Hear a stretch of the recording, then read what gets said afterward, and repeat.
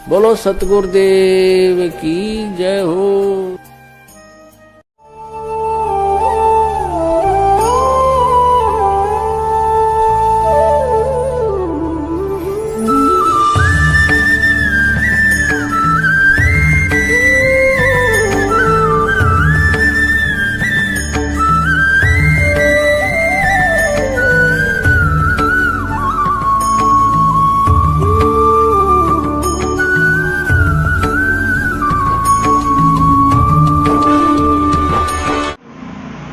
बंदी छोड़ सतगुरु रामपाल जी महाराज जी की जय हो। परमेश्वर की सभी प्यारी आत्माओं को पवन दास का सत्साई। पुण्यात्माओं, एक समय सतगुरु रामपाल जी महाराज जी ने अपने भक्तों को कुत्ते और गधे का उदाहरण देकर दुष्ट लोगों के स्वभाव को समझाने की कोशिश की थी कि गधे के शरीर पर चाहे कितना ही चंदन का लेप कर दो, फिर भी वह कूड़े करकट में लौटना नहीं छोड़ता है। और कुत्ते को चाहे लाख बार गंगा स्नान करवा दो, फिर भी उसकी पूंछ टेढ़ी की टेढ़ी ही रहती है। लेकिन आज मुझ पवन दास को यह कहते हुए बड़ी शर्मिंदगी महसूस हो रही है कि उस कुत्ते और गधे से भी गई गुजरी हालत सतगुरु रामपाल जी महाराज जी के 70% पढ़े लिखे भक्तों की हो रही है, जो अपने आप को सतलोक आश्रम मैनेजमेंट हरियाणा के सोशल मीडिया सेवादार कहते हैं। इन 5% पढ़े लिखे मूर्खों ने 65% भोली संगत को नरक के द्वार पर ला छोड़ा है। बरवाला कांड के बाद अंधे गधे की भूमिका निभाते हुए बेतुकी और बेबुनियादी फर्जी पुस्तकों का सोशल मीडिया पर प्रचार प्रसार करके संगत की जितनी भक्ति का सत्यानाश और गुरु के दामन पर बदनामी का कीचड़ इन लोगों ने उछाला है, उतना कीचड़ तो शायद 2006 से लेकर 2020 के अंत तक आर्य समाज ने भी नहीं उछाला होगा। धर्मराज भी घंटों इसी सोच में पड़ा रहता होगा कि मरने के बाद इन गधों के लिए कौन सा नरक ठीक रहेगा।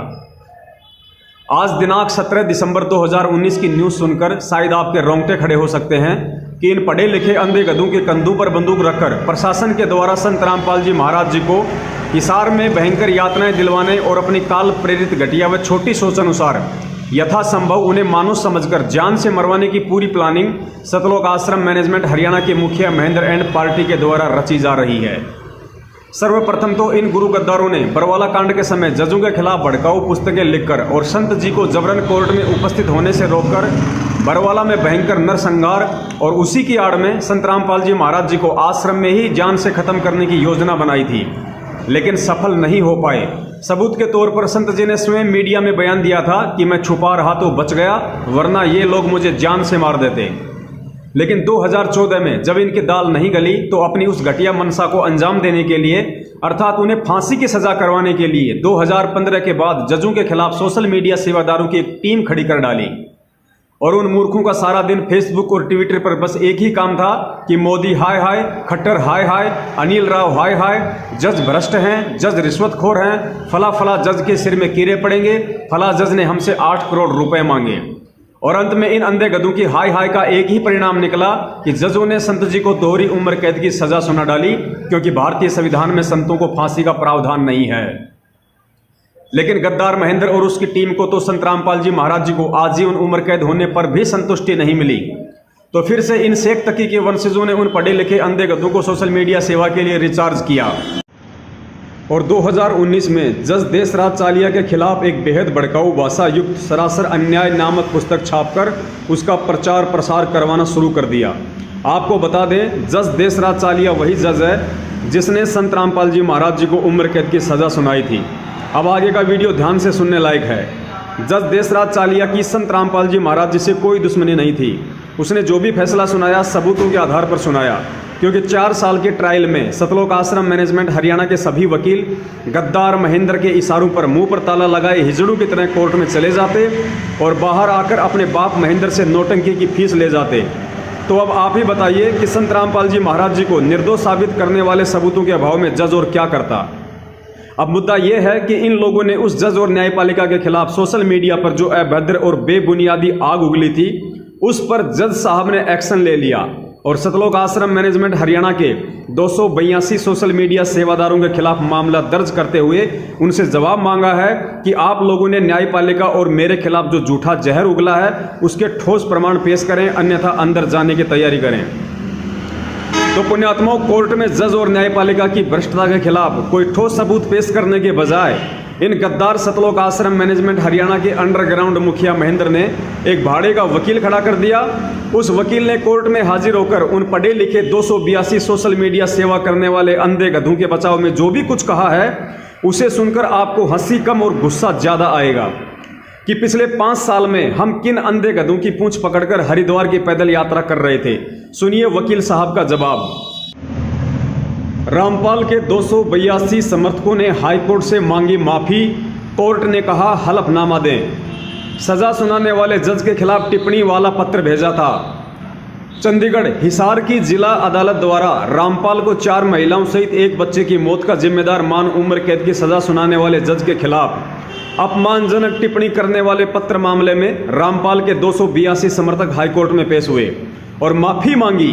हाईकोर्ट ने उन्हें हलफनामे के माध्यम से माफी सौंपने का आदेश जारी करते हुए सुनवाई स्थगित कर दी है। रामपाल के समर्थकों ने हिसार जिला अदालत द्वारा रामपाल को उम्र कैद की सजा सुनाने वाले जज सहित जिला अदालत के अन्य जजों पर आपत्तिजनक टिप्पणियां पर रामपाल के समर्थकों ने हाईकोर्ट को पत्र भेज दिया था। पत्र पर इन सभी के हस्ताक्षर थे। इस पत्र पर संज्ञान ले इन सभी को तलब कर जवाब दिए जाने का आदेश दिया था। सोमवार को ये सभी समर्थक हाईकोर्ट में पेश हुए और कहा कि यह बेहद शर्मनाक बात है कि न्यायपालिका पर इस तरह की टिप्पणियां की जा रही हैं।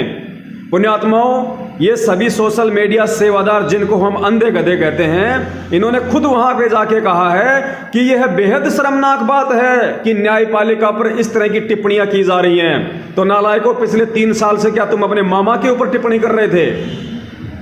कोर्ट ने कहा था कि इस प्रकार का व्यवहार बर्दाश्त नहीं किया जा सकता। सुनवाई में इन समर्थकों की ओर से पेश हुए सीनियर एडवोकेट विनोद घई ने इनके लिए हाईकोर्ट से माफी मांगी और कहा कि ये सभी बेहद ही गरीब लोग और दिहाड़ीदार हैं। पुण्यात्माओं, इनके वकील ने कहा कि ये लोग बेहद गरीब हैं और दिहाड़ीदार हैं, यानी मजदूरी करके अपना पेट भरते हैं, इनको नॉलेज नहीं है, अनपढ़ हैं। और कई महिलाएं ऐसे में ये सभी इस पत्र के लिए माफी मांगने को तैयार हैं।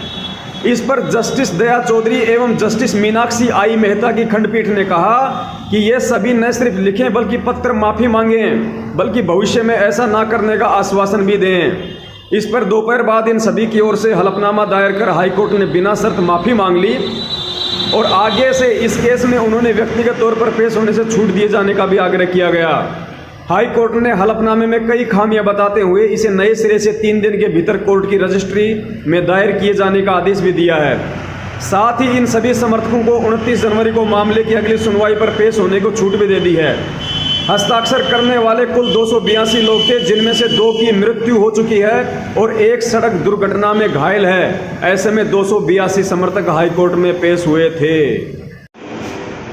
पुण्यात्माओं, अब इसके आगे दास इस अंधी, गूंगी, बहरी, पोलियो ग्रस्त, अपंग और मानसिक गुलाम संगत को केवल इतना ही कहेगा कि और बढ़ चढ़ कर दान करो अपने इन गद्दार बाप दादाओं को, ताकि ये लोग उस निर्दोष महापुरुष को जेल में यातनाएं दिलवाने के लिए इन जजों के खिलाफ उल्टी सीधी पुस्तकें छापकर उनका प्रचार करते रहें। और जब कोर्ट कोई एक्शन ले तो तुम्हारे ही दान पर एक भाड़े का वकील खड़ा करके उनकी ओर से माफी मांगी जाए कि जज साहब माफ कर दीजिए, आपके खिलाफ गलत प्रचार करने वाले ज्यादातर लोग अनपढ़ और दिहाड़ीदार हैं।